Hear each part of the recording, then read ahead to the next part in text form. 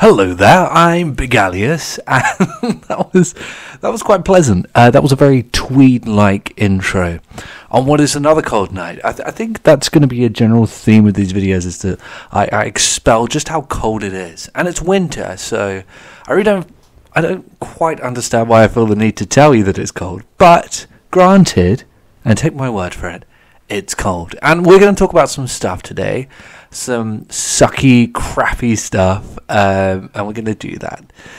Layoffs, they're a part of life, by which I mean a part of shitty, crappy, sucky life, where life isn't good and things go wrong. Layoffs are not good, they're not cool, they're not something that should just be accepted, unless, of course, you pee into a Big Mac, in which case you should probably be laid off at some point, presumably, unless you hand that to a Karen, in which case, dude, you do you. You know what I'm saying? Yes, they're a part of it. They happen, and it's awful. And yes, I've been looking into this Bungie situation. It sucks. I think the worst, not to diminish how anyone feels about the current situation, but the worst part about this is how fucking frequently we hear this shit. It's bad, it's awful, and I don't like any of it. And I've seen a lot of posts in the circles of this conversation talking about how look, this happened. We said that Bungie sucked under Activision, then they moved to PlayStation, and they still suck. And so I think it's about time that we stop blaming publishers and those higher up studios for the faults of Bungie, and start blaming Bungie and making Bungie accountable for this, because this was all them, and this is all their fault. And firstly, no, that's not the case. I think it's very telling that the internet would say this when it comes to PlayStation and not when it comes to Activision. A big shocker. I'm not defending Activision, but I am saying that I think the higher-ups at Sony could literally shoot a man at this point and get away with it, with how paraded they are as a company. But no, it's not just Bungie. They're not in control of their own funding. Presumably this happened because Sony or someone decided to cut their funding to Bungie after the acquisition. Now, of course, it's not just Sony. In part, obviously, $3 billion, I think it was $3 billion, went to people who then had it and took it. So that's where that money went. And of course, that funding goes to people who are right at the top of Bungie, like right at the top.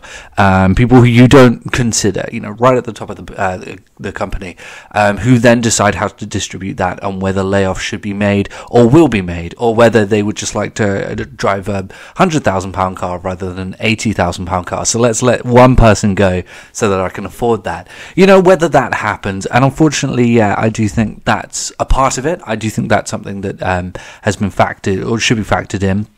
That the distribution of the funding that they receive from Sony has led to this, in a sense, and that it probably, if they were willing to take more of a cut at the top, I'm sure they could have minimized the layoffs themselves. And I think that this is a good time for us to create a separation.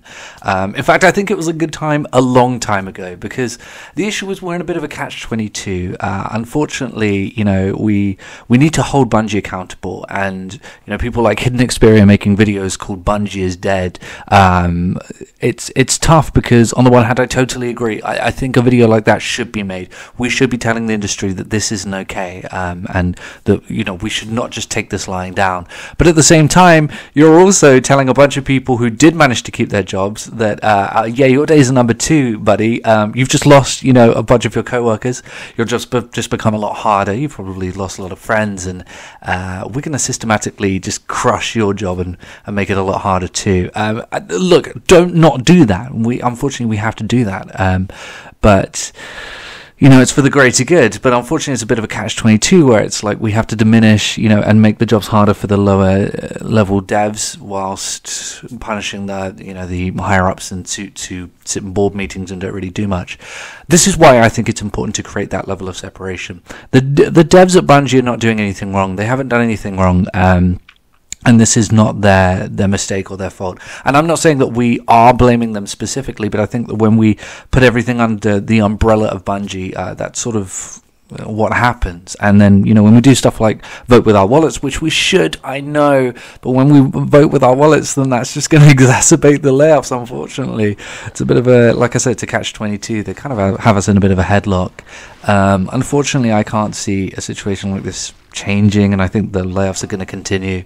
I don't think companies like this care about things like bad press, and I think they make up with it with the amount of money that they make from laying all of these people off. It's very unfortunate and sad that they have the devs in a chokehold, they have us in a chokehold, but it's tough. The best thing we can do is create that line of separation and make the correct people accountable, but we also need to figure out the best way to do that. And personally speaking, having spent a lot of time considering it, I don't know how to do that, and I don't think a lot of people do. So unfortunately, it's a very somber note to end on, but it's a very somber topic. I hope all of these people are able to bounce back in some way. I really don't know. I don't know how this stuff works, but good luck to all of them, and I guess I'll see you all later.